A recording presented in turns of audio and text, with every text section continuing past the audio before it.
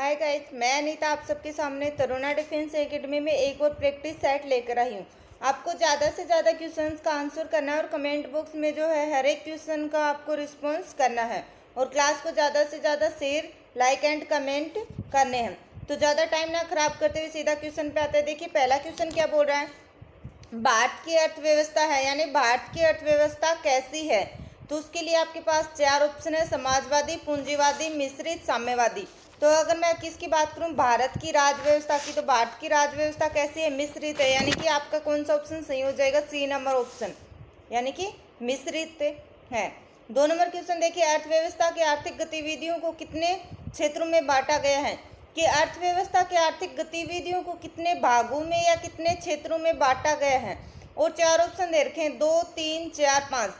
तो right option की बात करूं तो बी नंबर, यानी 3 भागों में बांटा गया है, आपका सही आंसर हो जाएगा। इसी प्रकार देखिए अगला क्वेश्चन 3 नंबर, कृषि, वानिकी, मत्स्य तथा खनन किस क्षेत्र के अंतर्गत आते हैं। अब ये पूछ रहा है कि जो कृषि, वानिकी और मत्स्य है वो कौन से क्षेत्र के अंतर्गत आते हैं, प्राथमिक, द्वितीय, तृतीय या इनमें से कोई नहीं। तो थर्ड की बात करूँ तो किस में आते हैं, ये प्राथमिक, यानी प्राथमिक क्षेत्र के अंतर्गत कृषि, वानिकी, मत्स्य और खनन क्षेत्र जो है आते हैं। अगला क्वेश्चन देखिए 4th नंबर, निम्न में से कौन द्वितीय क्षेत्र का भाग है। अब ये पूछ रहा है कि कौन सा जो है दूसरे क्षेत्र का भाग है और चार ऑप्शन दे दी इसमें, लोहा इस्पात उद्योग, विनिर्माण, इलेक्ट्रॉनिक्स, ये सभी।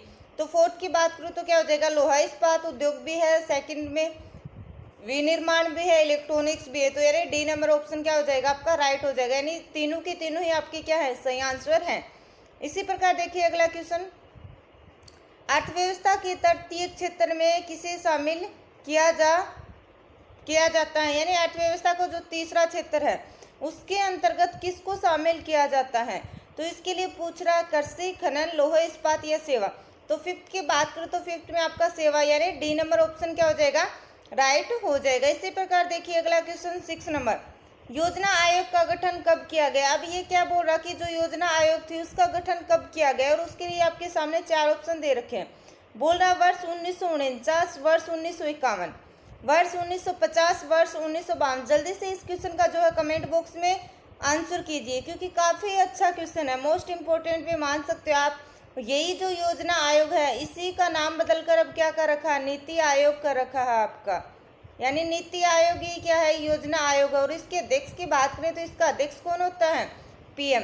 भारत का जो प्रधानमंत्री है वही क्या होता है, इसका अध्यक्ष होता है। तो जल्दी से कमेंट बॉक्स में इस क्वेश्चन का आंसर कर दीजिए। यानी वर्ष 1950 में क्या हुआ था, इसका गठन किया गया था। इसी प्रकार देखिए अगला क्वेश्चन 7 नंबर, नीति आयोग का अध्यक्ष कौन होता है। देखिए अगला क्वेश्चन पूछ लिया आपसे कि नीति आयोग का जो अध्यक्ष है वो कौन होता है और चार ऑप्शन दे रखे हैं। तो इसमें मुझे नहीं लगता कि आपको आंसर बताने की जरूरत है क्योंकि अभी अभी मैं बोल कर गई हूँ। तो कौन हो जाएगा, प्रधानमंत्री। यानी नीति आयोग के जब भी अध्यक्ष की बात करेंगे तो कौन होगा, जो भी भारत का प्रधानमंत्री एट प्रेजेंट में होगा वही उसका क्या होगा, अध्यक्ष होगा। इसी प्रकार देखिए अगला क्वेश्चन 8 नंबर, नीति आयोग के प्रथम उपाध्यक्ष कौन थे। ये भी काफी अच्छा क्वेश्चन है। क्या पूछ रहा है इस बार, अध्यक्ष नहीं पूछ रहा, उपाध्यक्ष पूछ रहा है। और वो भी कौन सा, प्रथम, कि पहला उपाध्यक्ष कौन था नीति आयोग का। तो जल्दी से कमेंट बॉक्स में इस क्वेश्चन का आंसर कर दीजिए। काफी अच्छा क्वेश्चन है, मोस्ट इंपोर्टेंट क्वेश्चन है। तो अगर मैं 8th के ऑप्शन की बात करूँ तो क्या हो जाएगा, अरविंद पनगरिया, यानी बी नंबर ऑप्शन क्या हो जाएगा, आपका राइट हो जाएगा। इसी प्रकार देखिए अगला क्वेश्चन 9 नंबर, 9 क्या बोल रहा है, राष्ट्रीय विकास परिषद का गठन कब हुआ था। राष्ट्रीय विकास परिषद का गठन की बात करा, जल्दी से चार ऑप्शन आपके सामने दे रखे हैं, 1951, 1952 और 1955 और 1960। तो जल्दी से जो है राइट ऑप्शन पे टिक कर दीजिए। तो राइट की बात को तो कौन सा हो जाएगा, बी, यानी 1952 में राष्ट्रीय विकास परिषद का क्या हुआ था, आपका गठन हुआ था। इसी प्रकार देखिए अगला क्वेश्चन, प्रथम पंचवर्षीय योजना किस मॉडल पर आधारित थी। अब ये क्या बोला कि पहली जो पंचवर्षीय योजना थी वो कौन से मॉडल के ऊपर आधारित थी। और उसके लिए आपके सामने क्या रख दिए, इसने चार ऑप्शन रख दिए। पहला क्या बोल रहा है, Mahalanobis model, Herod Domar model, Gandhi model और नेहरू मॉडल। तो अगर मैं 10th की बात करूँ तो 10th में किसके ऊपर थी, हेरोड डोमर मॉडल, यानी सी नंबर। काफी अच्छा क्वेश्चन है, ये भी ध्यान में रखना आप। अगला क्वेश्चन देखिए 11 नंबर, 11 नंबर क्या बोला, पंचवर्षीय योजना में अवकाश की अवधि कब आई। कि जो पंचवर्षीय योजना है आपकी उसमें अवकाश की अवधि कब आई। 1966 से 69, 1980 से 83, 1975 से 78 और 1992 से 97। तो इसमें से आपको क्या करना है, राइट ऑप्शन बताना है। तो जल्दी से कमेंट बॉक्स में कमेंट कर दीजिए। तो अगर मैं इसके राइट ऑप्शन की बात करूँ तो ए नंबर, यानी 1966 से 69 तक पंचवर्षीय योजना के अवकाश की अवधि आई। अगला क्वेश्चन देखिए 12 नंबर, रोलिंग प्लान किस पंचवर्षीय योजना में बनाया गया, यानी जो रोलिंग प्लान है वो कौन सी पंचवर्षीय योजना में बनाया गया। और उसके लिए देखिए आपके सामने क्या है, 4 ऑप्शन है। तो अगर मैं पहले और राइट ऑप्शन की बात करूँ तो कौन सा हो जाएगा, छठी, यानी रोलिंग प्लान छठी पंचवर्षीय योजना में क्या किया गया, आपका बनाया गया। इसी प्रकार देखिए अगला क्वेश्चन 13 नंबर, जल्दी जल्दी आपको जो कमेंट बॉक्स में कमेंट करते जाना है। अगर आप क्लास को शेयर नहीं किया आपने अभी तक तो जल्दी से क्लास को लाइक शेयर और कमेंट कर दीजिए। अगला देखिए 30 नंबर, 12वीं पंचवर्षीय योजना का कार्यकाल क्या था, यानी जो 12वीं पंचवर्षीय योजना थी उसका क्या पूछ रहा है, कार्यकाल पूछ रहा है। तो कार्यकाल की बात करूं तो आपके सामने जल्दी से देखिए 4 ऑप्शन है। तो आप जल्दी से जो है कमेंट बॉक्स में इसका आंसर कर दीजिए, जल्दी कीजिए। अगर मैं इसके राइट ऑप्शन की बात करूं तो क्या हो जाएगा, 2012 से 2017 तक का इसका कार्यकाल था। अगर अभी की बात की जाए तो 17 से लेकर देख लीजिए 5 साल की होती है, तो 17, 18, 19, 20, 21, 22, 2022 तक कौन सी चल रही है, आपकी 13वीं पंचवर्षीय योजना चल रही है। आगे देखिए 14 नंबर क्या बोल रहा है, भारत में सर्वप्रथम राष्ट्रीय आय की गणना किसने की थी, कि भारत के अंदर सबसे पहले राष्ट्रीय आय की गणना करने वाला व्यक्ति कौन था। और उसके लिए 4 ऑप्शन दे रखे हैं। काफ़ी अच्छा क्वेश्चन है आपके इकोनॉमी से रिलेटेड। दादा भाई नौरोजी, पंडित जवाहरलाल नेहरू, सुभाष चंद्र बोस, गोपाल कृष्ण गोखले। तो अगर मैं 14 की बात करूं तो जल्दी से आप कमेंट बॉक्स में कमेंट कर दीजिए। इसका राइट ऑप्शन क्या हो जाएगा, ए, दादा भाई नौरोजी। अगला क्वेश्चन देखिए 15 नंबर, राष्ट्रीय आय का आकलन कौन करता है, यानी जो राष्ट्रीय आय है उसका आकलन कौन करता है। और उसके लिए आपके पास क्या दे दिए, 4 ऑप्शन दे दिए, नीति आयोग, वित्त मंत्रालय, केंद्रीय सांख्यिकी संगठन, वाणिज्यिक मंत्रालय।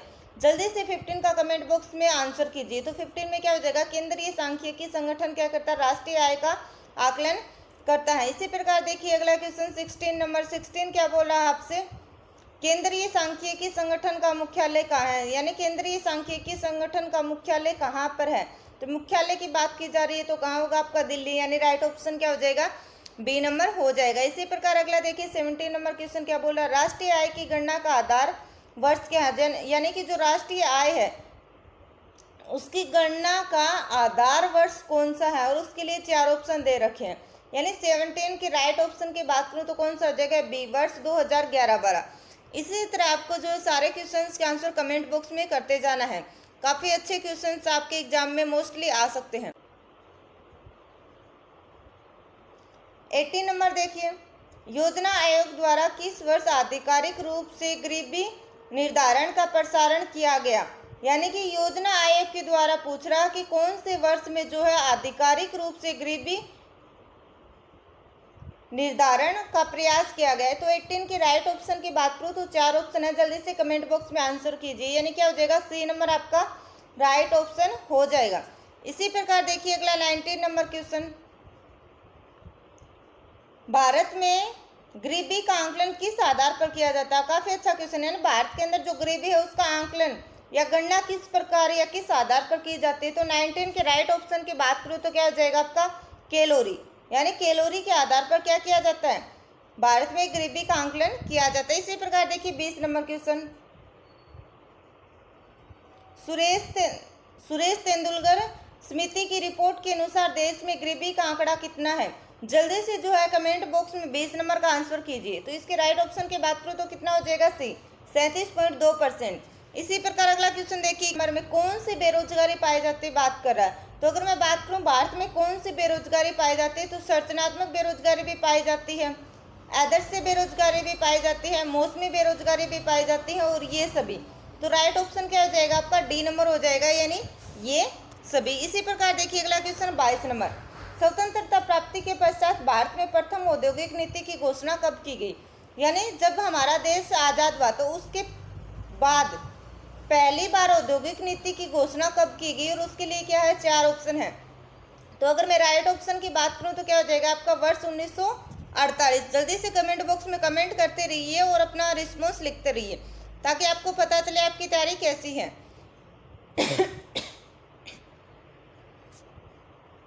अगला देखिए 23 नंबर क्या बोला, भारत में नई औद्योगिक नीति की घोषणा कब की गई, कि भारत के अंदर जो नई औद्योगिक नीति थी उसकी घोषणा कब हुई और उसके लिए क्या दे रखा, 4 ऑप्शन दे रखा।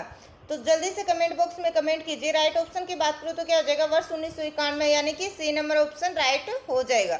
इसी प्रकार देखिए अगला 24 नंबर, निम्न में से कौन महारत्न कंपनी नहीं है, कि इनमें से कौन जो है महारत्न कंपनी नहीं है। आपको पता है कि महारत्न कंपनियां कौन सी होती है, तो 4 ऑप्शन है, जल्दी से कमेंट बॉक्स में कमेंट कर दीजिए। तो कौन सी नहीं है, डी MTNL क्या नहीं है आपकी, महारत्न कंपनी नहीं है। ONGC है, सुना होगा, BPCL है और गेल है, GAIL। अगला देखिए 25 नंबर क्वेश्चन। 25 नंबर आपसे क्या बोल रहा है, राउरकेला ओडिशा इस्पात संयंत्र की स्थापना किसकी सहायता से हुई है, रूस, जर्मनी, ब्रिटेन, फ्रांस। जल्दी से इस क्वेश्चन का कमेंट बॉक्स में जो है आंसर कीजिए। तो अगर मैं इसके राइट ऑप्शन की बात करूँ 25 में, तो कौन सा हो जाएगा, जर्मनी की सहायता से। अगला क्वेश्चन देखिए 26 नंबर क्या बोल रहा है, भारतीय रिजर्व बैंक ऑफ इंडिया की स्थापना कब हुई थी, कि भारतीय reserve bank of India SBI की स्थापना पूछ रहा कब हुई थी और 4 ऑप्शन दे रखे। जल्दी से कमेंट बॉक्स में इस क्वेश्चन का आंसर कर दीजिए। तो कब हुई थी, वर्ष 1935। अगर तारीख की बात करें तो कब, 1 अप्रैल 1935। 1 अप्रैल 1935 आपका राइट ऑप्शन हो जाएगा। इसी प्रकार देखिए अगला 27 नंबर क्वेश्चन, केंद्रीय बैंकिंग जांच समिति की सिफारिश पर किस बैंक की स्थापना हुई। जल्दी से जो है इसका कमेंट बॉक्स में आंसर कीजिए। 4 ऑप्शन आपके सामने है 27 नंबर में, तो राइट ऑप्शन कौन सा हो जाएगा, भारतीय रिजर्व बैंक, यानी ए नंबर ऑप्शन क्या हो जाएगा, राइट हो जाएगा। अगला क्वेश्चन देखिए 28, भारतीय स्टेट बैंक है, ये पूछ रहा कि भारतीय स्टेट बैंक क्या है, औद्योगिक क्षेत्र बैंक है, निजी बैंक है, सार्वजनिक क्षेत्र बैंक है या सहकारी बैंक है। तो अगर मैं 28 की बात करूँ तो 28 में कैसा है, सार्वजनिक क्षेत्रीय बैंक यानी गवर्नमेंट है। अगला देखिए 29 नंबर, वर्ष 1980 में कितने बैंकों का राष्ट्रीयकरण हुआ था, यानी वर्ष 1980 में कितने बैंकों का राष्ट्रीयकरण किया गया था। जल्दी से इस क्वेश्चन का आंसर कीजिए, काफी अच्छा क्वेश्चन है। आपके सामने देखिए 29 में 4 ऑप्शन है, तो अगर मैं राइट ऑप्शन की बात करूँ तो क्या हो जाएगा, 6 नंबर, सॉरी ए नंबर, यानी कि 6 ऐसे बैंक है जिनका 1980 में क्या किया गया था, राष्ट्रीयकरण किया गया था। अगला क्वेश्चन देखिए 30 नंबर, भारतीय महिला बैंक का विलय किस बैंक में कर दिया गया, यानी भारतीय महिला बैंक का विलय पूछ रहा है, यानी उसको कौन से बैंक में मिला दिया गया। विलय क्या होता है, मिला देना। तो 4 ऑप्शन दे रखे, जल्दी से जो है कमेंट बॉक्स में कमेंट कीजिए। तो कौन से में, भारतीय स्टेट बैंक में, यानी ए नंबर ऑप्शन क्या हो जाएगा आपका, राइट हो जाएगा। इसी प्रकार अगला देखिए 31 नंबर, भारत का पहला इस्लामिक बैंक स्थापित किया गया, यानी भारत का पहला इस्लामिक बैंक कहाँ पर स्थापित किया गया और उसके लिए क्या कर रहा है, आपके सामने 4 ऑप्शन दे रखा है। जल्दी से जो है कमेंट बॉक्स में कमेंट कर दीजिए। तो अगर मैं इसके राइट ऑप्शन की बात करूँ तो बी नंबर, यानी कौन आपका राइट ऑप्शन हो जाएगा। आपको जो है इसी तरह कमेंट बॉक्स में कमेंट करके सारे क्वेश्चन का आंसर करते जाना है। अगर किसी भी क्वेश्चन में आपको कोई भी डाउट होता है तो आप जो है कमेंट बॉक्स में कमेंट करके क्या कर सकते हैं, पूछ सकते हैं। तो देखिए 32 नंबर क्वेश्चन क्या बोल रहा है, जल्दी से क्वेश्चन पढ़िए। प्रेशर कुकर में खाना जल्दी पकता है क्योंकि, ये काफ़ी अच्छा क्वेश्चन है, ये तो सबको क्या होता होगा, आ भी रहा होगा।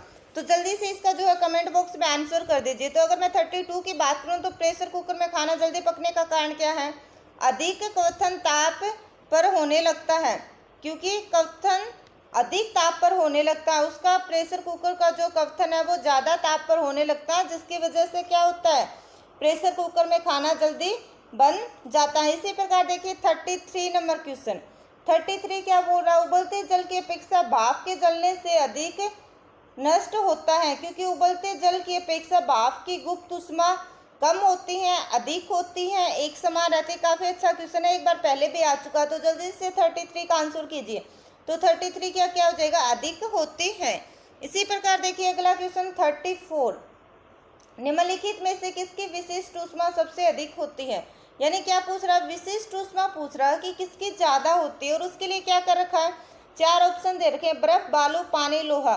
तो अगर मैं 34 की बात करूँ तो क्या हो जाएगा, सी, यानी पानी आपकी सबसे ज़्यादा विशिष्ट ऊष्मा वाला होता है। तो इसी प्रकार देखिए 35 नंबर, यदि गैस का आयतन स्थिर बनाए रखा जाए तो ताप के बढ़ने पर गैस का दाब बढ़ेगा, स्थिर रहेगा, घटेगा, गैस की प्रकृति पर निर्भर करेगा। जल्दी से कमेंट बॉक्स में इस क्वेश्चन का आंसर कीजिए 35 का। तो मैं राइट बात करूं तो क्या होगा, बढ़ेगा, यानी ए नंबर ऑप्शन क्या होगा आपका राइट हो जाएगा। इसी प्रकार देखिए 36 नंबर, थर्मस फ्लास्क में उष्मा का क्षय रोका जा सकता है, यानी जो थर्मस फ्लास्क है उसमें उष्मा के क्षय को रोका जा सकता है, संवहन से, विकिरण से, चालन से, इन सभी से। काफी अच्छा क्वेश्चन है, जल्दी से कमेंट बॉक्स में कमेंट कीजिए, यानी बी नंबर विकिरण से आपका क्या हो जाएगा राइट ऑप्शन हो जाएगा। इसी प्रकार अगला क्वेश्चन देखिए, निम्नलिखित द्रवों में कौन सा उष्मा का बहुत अच्छा चालक है, यानी 4 ऑप्शन दे रखे और बताना उष्मा का अच्छा चालन कौन सा है, पारा, पानी, ईथर, बेंजीन। तो अगर मैं राइट ऑप्शन की बात करूं 37 में तो आपका क्या हो जाएगा, पारा जो है काफी अच्छा उष्मा का क्या है चालन है। आपको जल्दी से इसी तरह कमेंट बॉक्स में कमेंट करते रहना, और जब आपके सारे क्वेश्चन हो जाए तो आपको कमेंट बॉक्स में कमेंट करके बताना कि आपके कितने क्वेश्चन सही हुए और कितने गलत। अगला क्वेश्चन देखिए 38 क्या बोला, अच्छे उत्सर्जक अच्छे अवशोषक होते हैं, यह नियम है, यानी ये नियम किसने दिया था कि अच्छे उत्सर्जक अच्छे अवशोषक भी होते हैं, न्यूटन ने, किरचॉफ ने, स्टीफन का और बार्नौली का। तो अगर मैं 38 की बात करूं तो 38 में आपका क्या हो जाएगा किरचॉफ का, यानी डी नंबर ऑप्शन आपको राइट करना है। इसी प्रकार देखिए 39 नंबर, 39 के निम्नलिखित में से कौन उष्मा का सबसे अच्छा सुचालक है, यानी उष्मा का सबसे अच्छा सुचालक की बात कर रहा है। तो सुचालक के लिए देख लीजिए 4 ऑप्शन दे रखे हैं, ठंडा पानी, गर्म पानी, समुद्र का पानी, आश्रित पानी। तो सी नंबर क्या हो जाएगा आपका राइट ऑप्शन हो जाएगा, यानी उष्मा के सबसे अच्छे सुचालक की बात करें तो क्या हो जाएगा 4 ऑप्शन में से आश्रित पानी। अगला क्वेश्चन देखिए 40 नंबर, 40 नंबर की बात करूँ तो क्या बोल रहा है, ध्वनि की चाल अधिकतम होती है, यानी ध्वनि की चाल अधिकतम किस में होती है, वायु में, निर्वात में, जल में और ठोस में। तो 40 में जल्दी से जो कमेंट बॉक्स में कमेंट कर दीजिए, यानी ठोस में क्या होती है ध्वनि की चाल अधिकतम होती है। इसी प्रकार देखिए अगला क्वेश्चन, डेसिबल किसे मापने के लिए प्रयोग में लिया जाता है, जल्दी से कमेंट बॉक्स में कमेंट करके इस क्वेश्चन का आंसर कीजिए 41 का फास्ट। अगर मैं 41 की बात करूँ तो क्या हो जाएगा, डेसिबल वातावरण में ध्वनि मापने के लिए क्या किया जाता है, काम में लिया जाता है, यानी बी नंबर ऑप्शन आपको राइट करना है। इसी प्रकार अगला देखिए 42,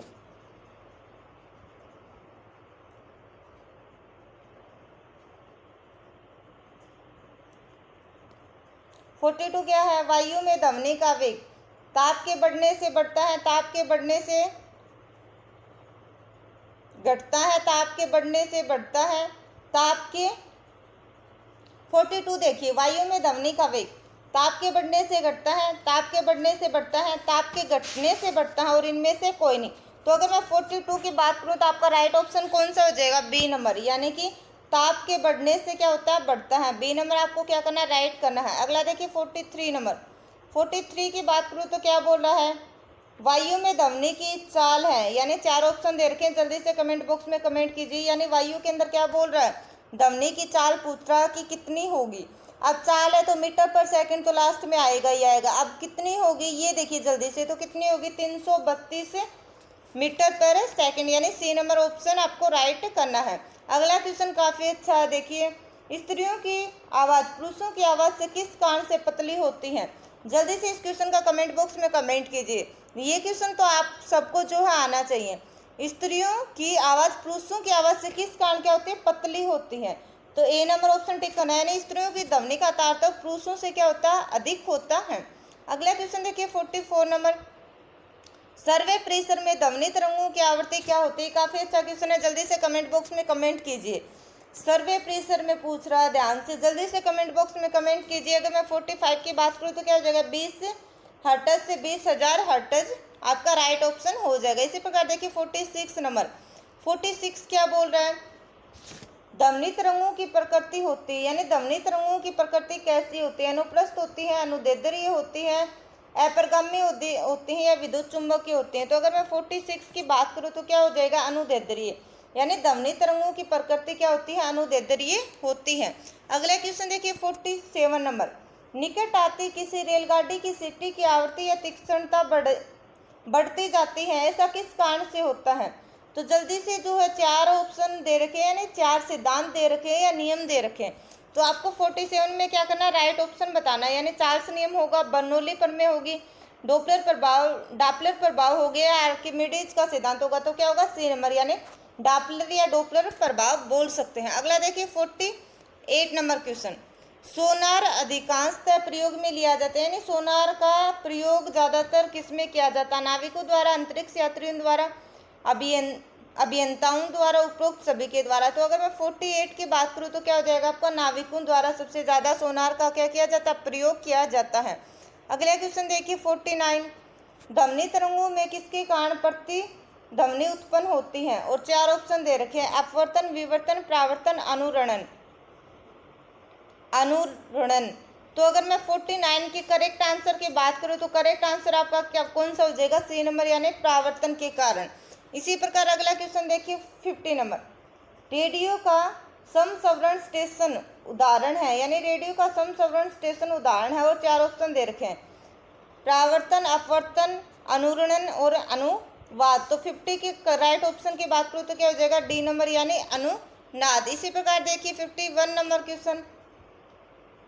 रडार की कार्य प्रणाली निम्न में से किस सिद्धांत पर आधारित है? यानी रडार की कार्य प्रणाली इसमें से कौन से सिद्धांत के ऊपर क्या करती है? निर्भर करती है। 4 ऑप्शन दे रखे हैं, रेडियो तरंगों का परावर्तन, रेडियो तरंगों का अपवर्तन, डोपलर प्रभाव, रमन प्रभाव। तो अगर मैं 51 की बात करूँ तो 51 में आपका हो जाएगा रेडियो तरंगों का परावर्तन, यानी ए नंबर ऑप्शन टिक करना है। अगला क्वेश्चन देखिए 52।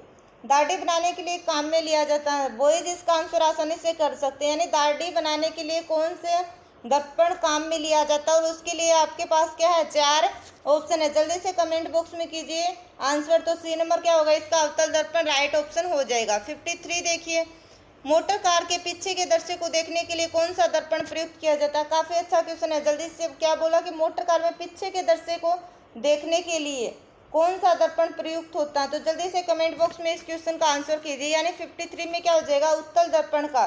दाढ़ी के लिए किसका? अवतल का। किसके लिए? दाढ़ी के लिए। और पीछे से वाहन या मोटर कार में किसका? उत्तल दर्पण का। अगला देखिए 54 नंबर क्वेश्चन। किसी अंतरिक्ष यात्री को आकाश का रंग कैसा दिखाई देता है? यानी कोई भी अंतरिक्ष यात्री उसको आकाश का रंग कैसा दिखाई देता है? ये क्वेश्चन आपके पहले भी आ चुका, तो जल्दी से इसका आंसर कीजिए। तो क्या हो जाएगा? काला दिखाई देता है, यानी सी नंबर ऑप्शन राइट हो जाएगा। अगला क्वेश्चन देखिए 55 नंबर। प्रकाश की विकिरण की प्रकृति कैसी होती है? यानी प्रकाश की जो विकिरण है उसकी क्या पूछ रहा है आपसे? प्रकृति पूछ रहा है। और आपके सामने क्या कर रखा है? 4 ऑप्शन दे रखे हैं, तरंग के समान, कण के समान, तरंग एवं कण दोनों के समान, इनमें से कोई नहीं। तो अगर मैं 55 की बात करूँ तो क्या हो जाएगा? सी नंबर, यानी तरंग एवं कण दोनों के समान। इसी प्रकार अगला क्वेश्चन देखिए 56। प्रकाश का वेग अधिकतम होता है, यानी प्रकाश का जो वेग है वो अधिकतम कहाँ पर होता है? तो जल्दी से कमेंट बॉक्स में इस क्वेश्चन का आंसर कीजिए। तो कहाँ होता है? निर्वात में, यानी ए नंबर राइट हो गया। इसी प्रकार आपको जो है डेली यहाँ एक से बढ़कर एक क्वेश्चंस देखने को मिलेंगे, और अच्छे से अच्छे प्रैक्टिस सेट आपको यहाँ अवेलेबल मिलेंगे। अगर हम आपको जितना करवा रहे हैं उतना अगर आप कवर कर भी लेते हैं तो आपको जो है आर्मी जीडी का एग्ज़ाम क्लियर करने से कोई भी नहीं रोक सकता। पर आपको उसके लिए क्या करना पड़ेगा? कंटिन्यू क्लासें लेने पड़ेंगे। यानी जितने भी क्लासें जो वीक में कितने डेज आते हैं? 5 डेज आते हैं। तो आपको 5 डेज तो कंटिन्यू क्या करना है? क्लास को लेना ही लेना है। उसके बाद आप क्या कीजिए? सैटरडे संडे को आप क्या कीजिए? वापस से यही जो 5 दिन में 5 क्लासें आई हैं उन 5 क्लासों को वापस से देखिए, यानी उनका रिवीजन हो जाएगा। आपके दिमाग में क्या होगा? एकदम अच्छे से सारे क्वेश्चंस पुट हो जाएंगे, जिससे जैसे आप उस क्वेश्चंस को एग्जाम हॉल में देखोगे तो आपको याद आएगा कि ये क्वेश्चन मैंने वहाँ किया था। तो आपका ये जितने प्रैक्टिस सेट यहाँ आपको करवाए जा रहे हैं, अगर आपने उतना अच्छे से कवर कर लिया और यहाँ से कोई क्वेश्चन उठ के एग्जाम में आ गया तो क्या होगा? आपका वो क्वेश्चन 100% राइट होगा, यानी वहाँ पर आपके क्वेश्चन के गलत होने के चांसेस होंगे ही नहीं। इसलिए आपको क्या करना है? क्वालिटी वाली पढ़ाई करनी है, यानी थोड़ा सा आपको दिमाग से खेलना है, दिमाग को चलाकर काम करना है। यानी जितने ज़्यादा आप मॉक टेस्ट, प्रैक्टिस सेट या फिर प्रीवियस ईयर के क्वेश्चन पेपर लगाओगे उतना ही आपको क्या होगा? बेनिफिट होगा। क्योंकि ये सब करने से आपको क्या होगा? आपको आइडिया लग जाएगा कि एग्जाम में किस तरह के क्वेश्चंस क्या होते हैं? पुटअप होते हैं। उसके बाद आप आसानी से अगर आप कोई बुक उठा के या नोट्स वगैरह पढ़ते हो तो आप उनमें से खुद जो है क्वेश्चन बना सकते हो, क्रिएट कर सकते हो कि इसका क्वेश्चन ये बन सकता है, इसका आंसर ये हो सकता है। इससे क्या होगा? आपको समझने में भी आसानी होगी, और आपके एग्जाम के पॉइंट ऑफ व्यू से ये जो प्रैक्टिस सेट हम लोग आपको करवा रहे हैं प्रैक्टिस सेट प्लस आपको मॉक टेस्ट करवाए जा रहे हैं। इसके अलावा आपको प्रीवियस ईयर के क्वेश्चन पेपर भी बीच बीच में करवाए जा रहे हैं, तो ये आपके लिए काफ़ी फ़ायदेमंद हो सकते हैं। अब ये आपके ऊपर डिपेंड है कि आप इनका कितना फ़ायदा उठाते हैं और कितना नहीं, क्योंकि यहाँ जितने भी आपको क्लासेस मिलती हैं सब की सब क्या हो रही हैं, फ्री में मिल रही है। आपसे कोई चार्ज तो लिया जा नहीं रहा, ना ही आपको कोई पे करना पड़ रहा है, इसलिए आपके पास गोल्डन चांस है। आप आसानी से यहाँ से पढ़ के अपना सिलेक्शन ले सकते हैं और दिखा सकते हैं कि काफ़ी सारे बच्चे यहाँ से पढ़कर सिलेक्शन लेते हैं। तो इसी तरह अगला क्वेश्चन देखिए आप। माध्यम में तापमान में वृद्धि के साथ प्रकाश की गति होती है।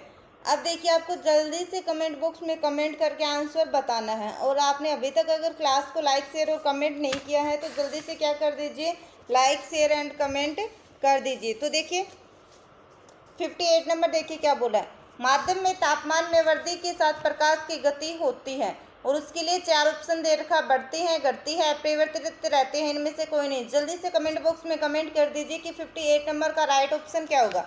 तो अगर मैं 58 के राइट ऑप्शन की बात करूँ तो क्या हो जाएगा आपका सी, यानी अपरिवर्तित आपका राइट ऑप्शन हो जाएगा। आपको जो है क्लास को लाइक शेयर एंड कमेंट करते रहना है, ज़्यादा से ज़्यादा लोगों तक क्लास को भेजना है, ताकि आप ही की तरह वो लोग भी मॉक टेस्ट, एक तरह से मॉक टेस्ट ही है, यानी अपना आइडिया लगा सके कि उनकी तैयारी जीके एंड जीएस में कैसी है। तो जल्दी से अगला क्वेश्चन देखिए 58 नंबर, प्रकाश की गति है। काफ़ी अच्छा क्वेश्चन है, मैंने काफ़ी बार बता दिया। प्रकाश की गति की बात कर रहा है तो क्या आएगा, गति जब भी हो तो मीटर पर सेकंड तो आएगा ही आएगा।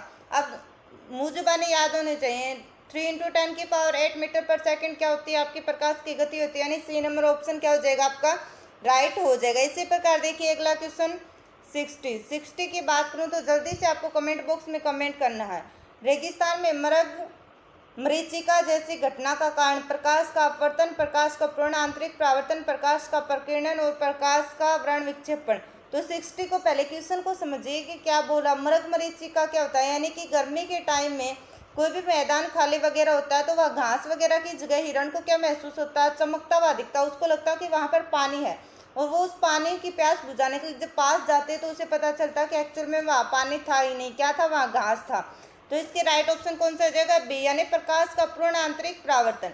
आप लोगों को इसी तरह क्लास में जो है कमेंट करते जाना है, सारे क्वेश्चंस का आंसर करते जाना है। आगे देखिए अगला क्वेश्चन 61 नंबर, आकाश का रंग किस कारण से नीला दिखाई पड़ता है। काफ़ी अच्छा क्वेश्चन है, मोस्टली एग्जाम्स में पूछ लिया जाता है। पूछ क्या रहा कि आकाश में नीला रंग किसके कारण दिखाई देता है, और 4 ऑप्शन दे रखे हैं, विवर्तन के कारण, अपवर्तन के कारण, परावर्तन के कारण, प्रकीर्णन के कारण। तो अगर मैं इसमें राइट ऑप्शन की बात करूं 61 में, तो आपका राइट ऑप्शन कौन सा हो जाएगा, डी नंबर, यानी प्रकीर्णन के कारण। जल्दी से जो है कमेंट बॉक्स में कमेंट करते जाइए। आज हमने कितने क्वेश्चन अटेम्प्ट कर लिए, 60 क्वेश्चन अटेम्प्ट कर लिए, यानी टोटल क्वेश्चन आज हमने कितने किए, 60 क्वेश्चन हमने टोटल कवर किए हैं। अब आपको करना क्या है, आपको लाइव चैट के अलावा कहाँ जाना, कमेंट बॉक्स में जाना, और कमेंट बॉक्स में जाके आपको लिखना है कि मेरे 60 में से 30 राइट वे, 40 राइट वे, 45 वे, 35 वे, 25 वे, या फिर मेरे कितने राइट वे, 50 या 55 प्लस राइट वे। जिससे क्या होगा, आपको आइडिया मिल जाएगा कि आपकी तैयारी एक्चुअल में है कैसी। आपको डेली जो है आपकी 5 दिन, वीक में कितने दिन, 5 डेज जो है आपकी जीके एंड जीएस का प्रैक्टिस सेट रहेगा। और टाइमिंग आपको पता ही है, शाम को कितने बजे, 8 बजे।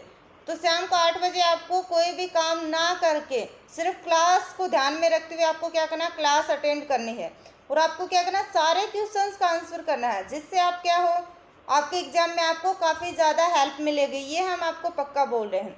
अगर आप कंटिन्यू चैनल पे जितने भी model paper, mock test, practice set जो भी करवाया जा रहा है मटेरियल स्टडी से रिलेटेड, आपको क्या करना, सब की सब क्लासें अटेंड करने, ये नहीं एक सब्जेक्ट के लिए, सब की सब। क्योंकि जब आप सारा कवर करोगे, सारा पढ़ोगे, तभी तो आप एग्जाम को क्वालिफाई कर लोगे। ये तो है नहीं एग्जाम में कोई भी एक सब्जेक्ट आएगा, क्या आएगा आपका, जीके आएगा, जीएस आएगा, मैथ्स आएगा, रीजनिंग आएगा। तो आपको क्या करना है, सारी के सारी क्लासें लगानी है, जितना ज़्यादा हो सके मॉक टेस्ट, प्रैक्टिस सेट और प्रीवियस ईयर के क्वेश्चन पेपर लगाइए। उनसे आपको क्या होगा, आपका अभ्यास अच्छा हो जाएगा, आपकी क्वेश्चंस के ऊपर पकड़ हो जाएगी कि किस टाइप के क्वेश्चंस क्या होते हैं, एग्जाम में पूछे जा सकते हैं, जिससे आप ऐसे क्वेश्चंस को क्या कर पाओगे, आसानी से सोल्व कर पाओगे। अगर किसी भी क्वेश्चन को लेकर किसी भी प्रकार का कोई भी डाउट होता है तो आप कमेंट बॉक्स में कमेंट कीजिए, कोई दिक्कत नहीं। कई बार होता है बुक्स में एक दो क्वेश्चन की मिस्टेक आ जाती है और हम बिना देखे उसको थोड़ा कई बार बुक वाला ही बता देते हैं, तो हम बाद में उसको सही करने की कोशिश करेंगे। और आपको भी पता है कि गलतियां इंसान से ही होती हैं और गलतियों से इंसान सीखता है। तो ये नहीं है कि आपको यहाँ पर हर रोज गलत एक दो क्वेश्चन मिलेगा, कई बार होता है, रेयर चांस में होता है कि एक दो क्वेश्चन कई बार गलत हो जाता है। तो आपको जितने भी क्लासें दी जा रही हैं चैनल के ऊपर आप करते जाइए, और आप क्लास को लाइक शेयर एंड कमेंट करना तो भूलिए ही मत। जितने ज़्यादा बच्चों को आप ऐड करोगे उतने ज़्यादा बच्चों के साथ आपका क्या होगा, कंपटीशन बढ़ेगा। यानी जितने ज़्यादा लोग होंगे उतने ज़्यादा क्वेश्चंस करने का आपको भी मज़ा आएगा और हम लोगों को भी करवाने का क्या होगा, मज़ा आएगा। तो इसी तरह क्लास को देखते रहिएगा, लाइक शेयर एंड कमेंट करते रहिएगा। Thank you for watching this class. जय हिंद, जय भारत।